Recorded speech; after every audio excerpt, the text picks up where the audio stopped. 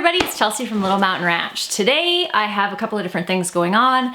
I'm going to be clearing out my greenhouse and getting it ready to set up my tables for starting my seeds, and I'll explain to you my whole plan for how I'm going to make this work for growing seeds when we're still getting below freezing temperatures at night. And then I'm going to be hauling down from the van all the materials that I got for the soil block recipes. I'm going to be making soil blocks this year.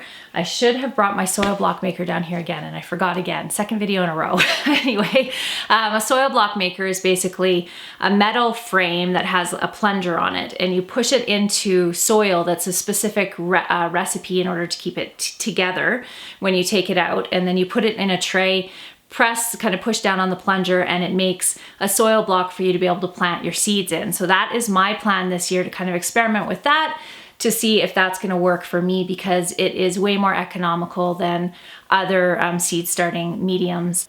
And it is also supposed to be better for the plants, less disturbance in the roots and more oxygen to the roots is the whole theory behind them. So I'm gonna give them a try anyway. So I bought a whole bunch of stuff to make these with, and that'll be my next video where I actually show you how to, well, learn myself and show you how, through probably trial and error, how to make these soil blocks. So I have to bring all that stuff down. And the other thing that I wanted to share with you is the 3 plants that I'm trying this year, new plants that I'm going to be trying to grow this year.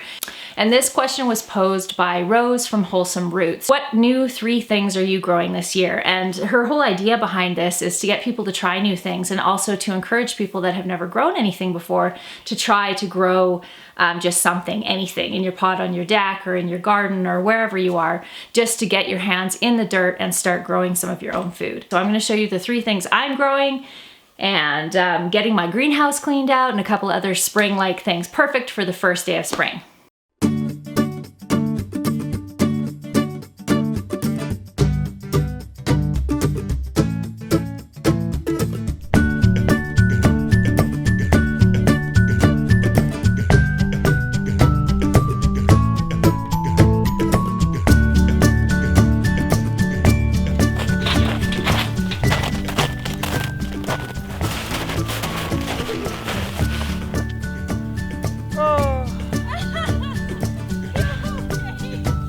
Are you okay?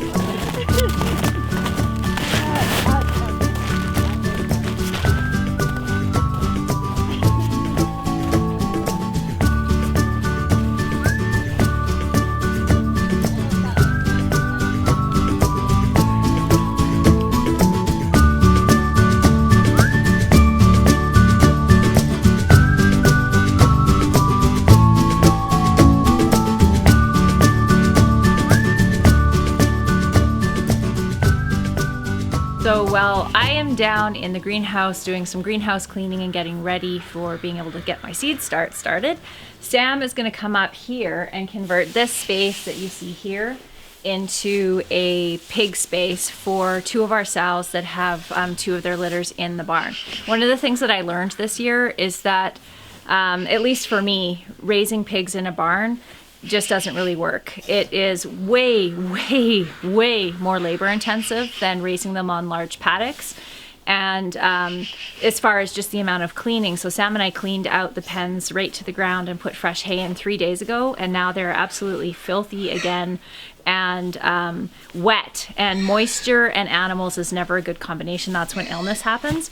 So this is the first time I've ever done it this way, just because I didn't have, due to the summer and everything else, I didn't have the paddocks and the shelters in place outdoors to be able to farrow some of my sows. So I decided to do it in the barn, which I definitely won't be doing again. So what we're going to do, instead of keeping them in the barn, is we're going to convert this space here into a space for the 2 sows and their 2 litters. So we're not really that worried about the babies getting out, because they usually stay really close to their mom when they're small like this. So we're not going to have to hog wire this or use hot wire or anything like that. We're just going to be using these big panels here, these big cattle panels, which work really well. So that's what Sam's going to be doing while I go down and start cleaning out the greenhouse and enjoying that. Okay, so that's what's going to happen here, and then we'll head back down to the greenhouse and I will show you what I'm going to be planting, 3 new plants that I'm going to be planting this year. Thank you. Thank you. So as you can see, we still have snow for the first day of spring, and that's okay because it's melting and there are things starting to grow up. Even in my greenhouse, there's a few weeds starting to come up, and I found a tulip over by my house that's starting to push its way up through the ground. Sure signs of spring up here in British Columbia. So I am super excited and feeling really inspired to get in here into the greenhouse and sort of get some stuff going. So I think before I get the work part done, I'm going to show you the different things, the 3 new plants that I'm planting this year, and then we'll get to work. All right, so I showed some of these seeds when I did my seed haul video, which I'll link up here. But the first thing that I'm probably the most excited about growing, and it's more just because I've heard about it for so long, and for any of the channels I've watched down in the south, they grow this stuff. So this is okra. Okra generally, from everything that I've learned and a lot from you guys, is a heat-loving plant, and it needs lots of sun and lots of heat. So my plan is, by the recommendation of a couple subscribers, is to grow this in my greenhouse. So what I'm gonna do is plant the okra actually right in this back corner here. I'm just gonna plant one plant because apparently they're really prolific, and because I haven't tried it before and I don't know if we're all gonna like it or not, I thought just one plant would probably work. And this particular one is made for short growing season, and it says that it is very easy to grow, truly spineless, and grows within 56 days, reaches maturity within 56 days. So that works for our growing season. So, and this greenhouse gets smoking hot, so I'm hoping it's gonna work. So that's the first thing. I'm most excited about trying that. And then the second thing that I'm going to be trying that I haven't done before is amaranth. And there's a couple of different reasons that I'm wanting to try this one. The first one is that Caitlin, one of my daughters, is gluten-free. And this is a gluten-free grain that apparently grows well in this climate and is really easy to grow and easy to harvest and everything else. So we're gonna try this. And also, if you can see that, it's beautiful. It's just a beautiful, beautiful plant. So I'm going to plant it all along the back fence of my garden in the space that separates my garden from my hayfield. So I'm going to try a few of these and see how they grow. Apparently it is a really easy plant to grow. So I'm excited to try this. And it's beautiful. It's just a beautiful plant. So even from just an ornamental perspective, it's gorgeous. The last thing that I'm gonna try is red Russian kale. And these seeds were sent to me by Serena from You Can't Eat the Grass. And she had mentioned, I can't remember if it was during a conversation that we were having, she mentioned it, or if it was on a video, but I haven't tried red Russian. Oh, I know what it was. It was because in my seed haul video, I showed I was growing kale, and she suggested red Russian kale and said that she had some seeds from last year. So I'm really looking forward to trying this out and seeing how these go. I'm a huge fan of kale. I grow several different kinds of kale and tons and tons and tons of it, and dehydrate it for the winter time. And we love kale chips, and I love it steamed. There's basically no way that I don't love kale. So that is something I'm really looking forward to. So those are the 3 plants that I'm gonna be trying this year. I don't know what she's doing. Maple is in here and she's picking up the weeds from the ground, and she seems to prefer the borage that I have left over in here, and she's eating it. So who knows, maybe it still has some nutritional value left.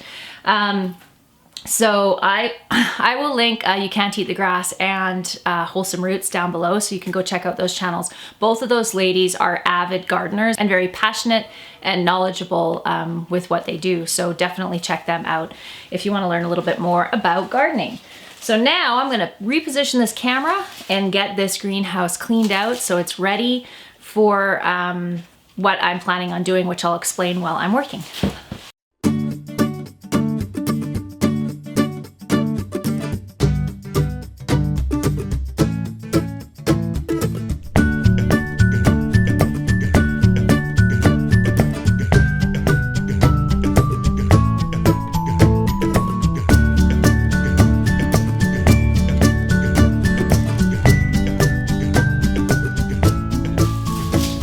Ways that I grow my tomatoes is I hang string from the ceiling and then just wrap them around as they go so they have something to go up.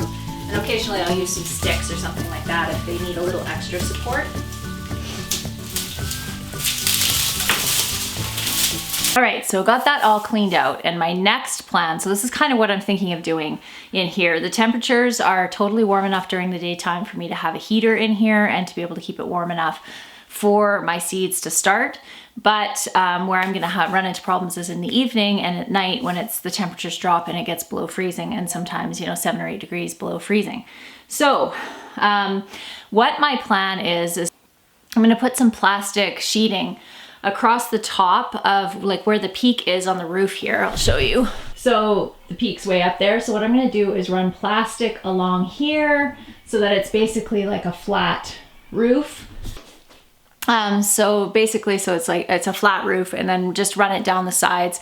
I'm not gonna get too crazy. I'll staple it across the top part, but I'll just have it run down the sides to the bottom, because the biggest issue that I'm gonna have in here to keep it warm is drafts. I think with a plug-in heater, and I might even try doing a hotbed in here. I've never tried doing that before, just to help keep the temperature warmer in here.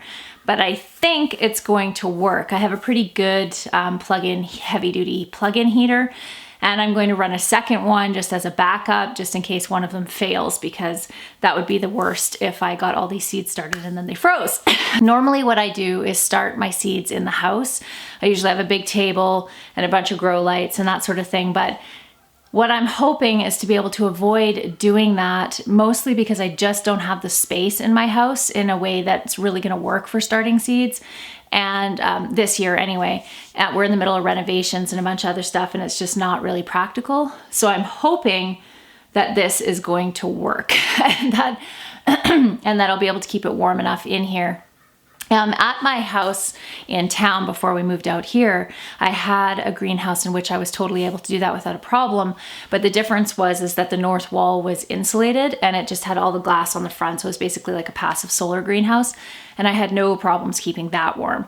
This is not that kind of greenhouse, so I think it's gonna be a little bit more tricky, but that's where I think putting the plastic on is gonna give it just that little bit of an extra draft protection. And then with the heat of the plug-in heaters, I think it should be okay.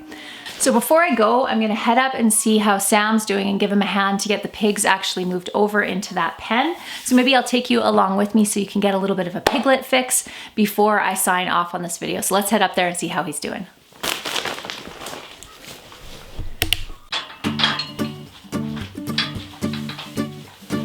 Would you be able to come and help me move this one? I just want to keep her out of here.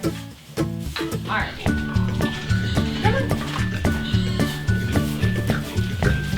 Come here.